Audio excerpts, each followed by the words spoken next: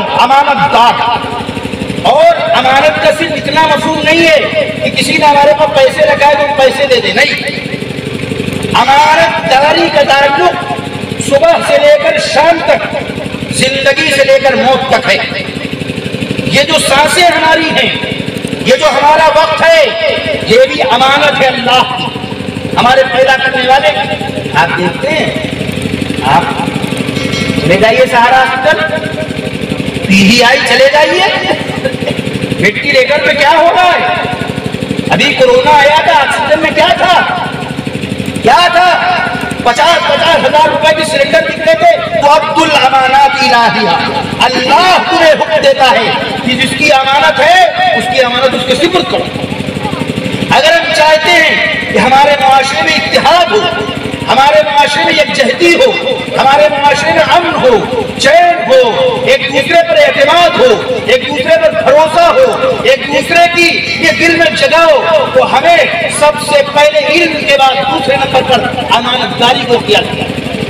ہر ایک کو دوسرے پر یہ اعتماد ہو، یہ بھروسہ ہو کہ ہماری بہن، ہماری بیٹی، ہمارا مال، ہماری جائیداد ہمارے پڑوسی سے، ہمارے گاؤں والے سے محفوظ.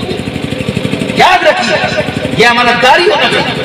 میں آپ کو بتاؤں، میں نے قرآن مجید کی جو آیت پڑھی، ہمارے بھائی بیٹھے ہوئے برادران وطن، میں انہیں گلے لگا کے نبی نے بلال کو دنیا سے کالے گورے کا جھگڑا مٹا دیا، دنیا سے کالے گورے کا جھگڑا مٹا دیا. مدینہ آ گئے اور پھر مدینے میں رہتے رہے.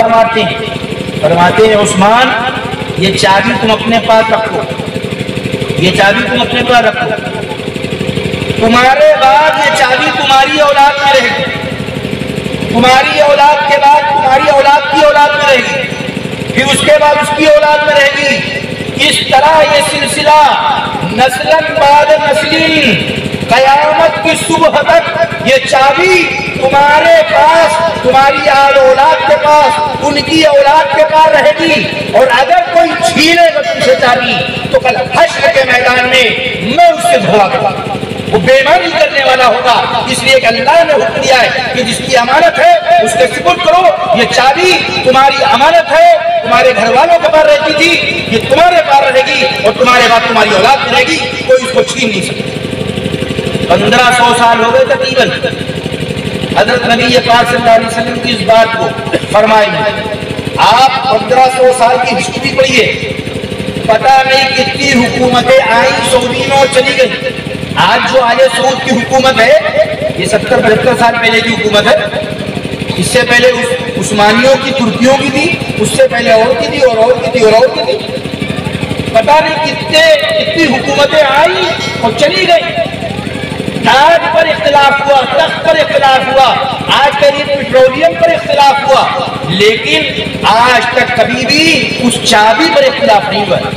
وہ سعادت اس وقت سے آج بھی عثمان بن طلحہ کے خاندان میں، ابھی 15-20 سال پہلے اسی خاندان کے جو صاحب ہیں جن کے پاس آج چابی ہے وہ ہندوستان ہمارے ملک میں آئے تھے اور دارالعلوم دیوبند بھی آئے، دیوبندی تھے.